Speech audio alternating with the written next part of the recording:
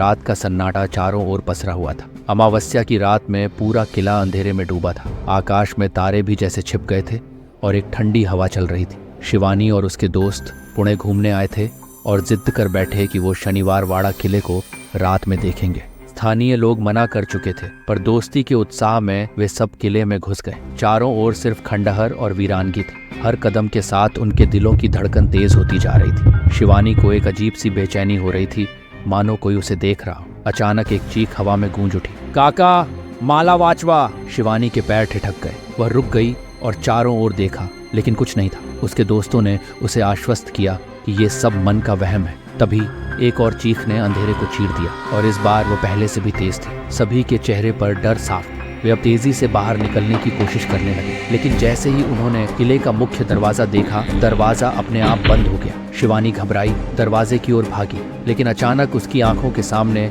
एक धुंधली परछाई दिखाई दी। नारायण राव पेशवा की आत्मा। उसके हाथ फैले हुए थे और उसकी आंखों में एक दर्दनाक याचना थी। शिवानी ने चीखते हुए दरवाजा खटखटाया, हमें बाहर जाने दो। लेकिन चीखें और तेज होती जा रही थी। उसकी आवाज गूंजने लगी और फिर धीरे धीरे सब कुछ शांत हो गया। दरवाजा अपने आप खुला और वे सभी बाहर की ओर दौड़े, किले से दूर। किले के बाहर पहुंचते ही शिवानी के कानों में अब भी वही चीख गूंज रही थी, काका, माला वाचवा। और उस रात के बाद उन्होंने कभी उस किले के पास जाने की हिम्मत नहीं की। लेकिन कहते हैं, नारायण राव की आत्मा अब भी शनिवार वाड़ा के अंधेरे में चीखती है, मदद के लिए, मुक्ति के लिए।